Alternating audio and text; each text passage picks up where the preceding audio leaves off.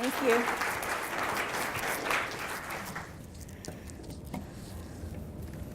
All right, thank you, John. My goal tonight is to put the idea of branding as a learning organization at the top of your mind, and also to have some fun tonight. We're going to talk a little bit about some history, a story, and also a call to action. Now, the first person I want to introduce you to is Clayton Christensen. He's the author of The Innovator's Dilemma, and that is where we popularize the theory of disruptive innovation. He also wrote the book, Competing Against Luck, and we're going to be talking about that with the jobs to be done theory.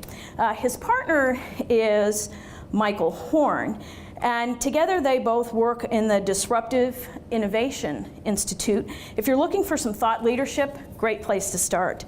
Now, this next slide is an illustration of an organization that practices continuous learning. The theory of disruptive innovation, it was introduced in 1997, but it was still evolving in 2016 with the theory of jobs to be done.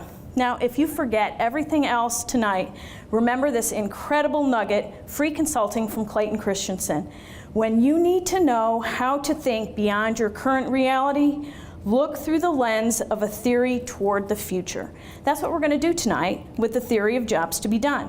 It can be applied to candidates and managers. Candidates don't want simply just a position. They have goals that they're trying to get done through their career.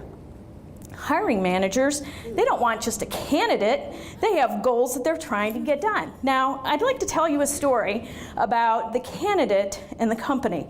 I want to introduce you to Miss Megan Markle. She's a Salesforce developer, top performer, our candidate.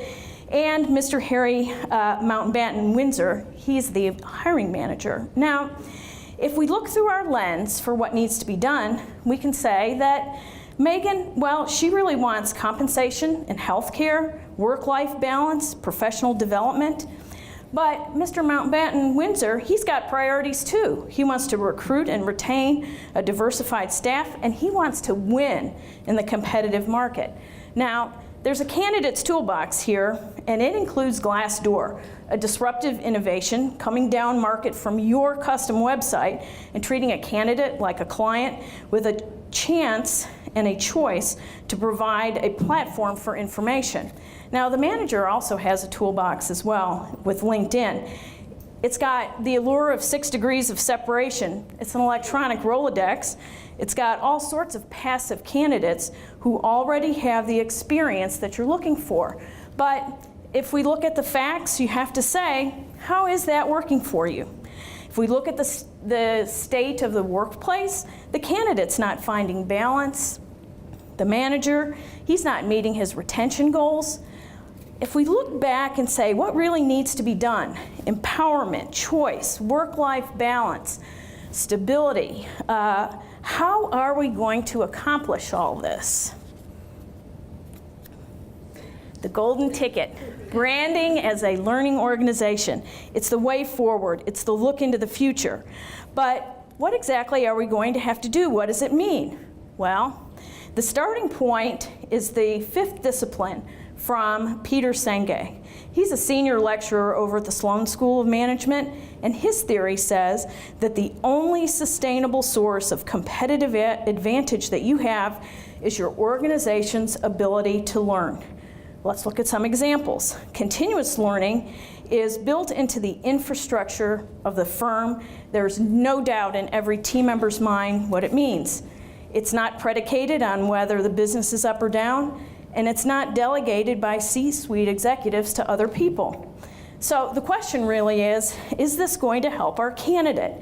I say yes. She's able to discover and develop her talents. The open communication is going to give her the work-life balance that she wants, and her firm is going to thrive. Now, from the manager's perspective, well, he's going to have top performers networking, banging on his door to get in. They'll come, they'll stay, they'll thrive. The business will win, win, win, and in other words, they'll all live happily ever after. Now, you've heard my tale of the candidate and the company, and I'll leave you with a final thought, and that is just select one idea from today, whether it's from this conversation or one of the other speakers. Dig deeper, challenge yourself, and do it. Thanks very much.